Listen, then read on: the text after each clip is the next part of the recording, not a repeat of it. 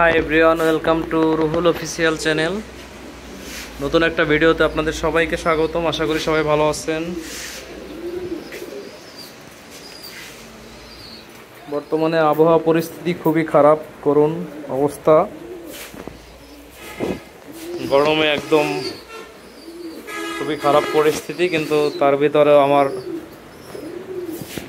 কবুতরগুলো মাশাআল্লাহ খুবই সুস্থ, হেলদি।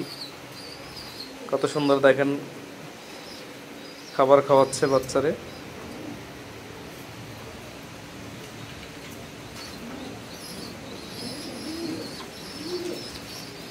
একদম সুস্থ সবল।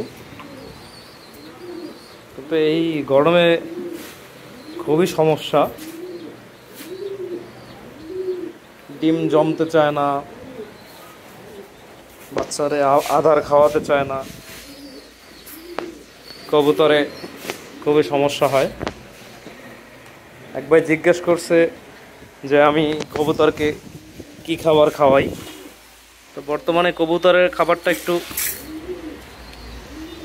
নর্মাল করেই বানানো, খুব বেশি একটা অনেক ভালো খাবার আপাতত বেশি একটা করা নেই।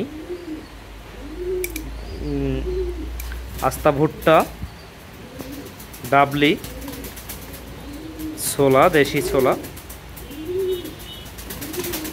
তারপর হচ্ছে আপনার গম,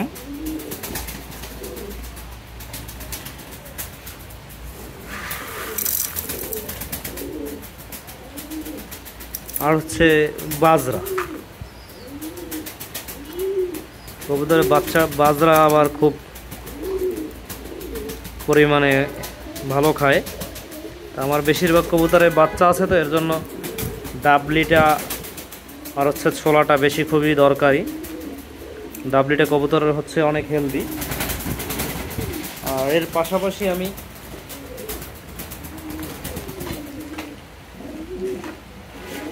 কবুতরে ক্যালপ্লেক্স ইউজ করি। ক্যালপ্লেক্সে অনেক উপকার আসে। কবুতরে ক্যালসিয়ামের যত সমস্যা ক্যালপ্লেক্সে আপনার দূর হয়। আর বিশেষ করে স্কোয়ারের মালটা ওটা অনেক ভালো।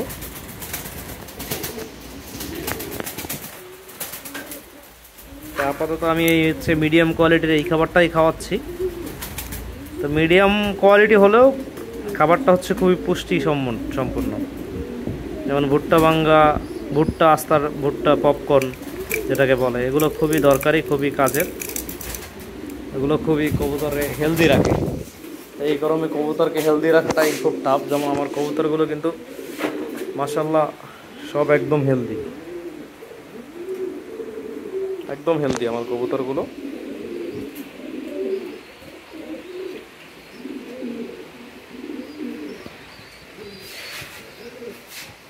তো আপনারা এই গরমে কবুতর হেলদি রাখার জন্য প্রচুর পরিমাণে স্যালাইন খাওয়াতে পারেন। স্যালাইনটা খুবই দরকারি এই গরমে, কবুতরগুলো সুস্থ থাকবে। যেমন এই বাচ্চাগুলো দেখেন খুবই সুস্থ, একদম ফিট, আর কত সুন্দর।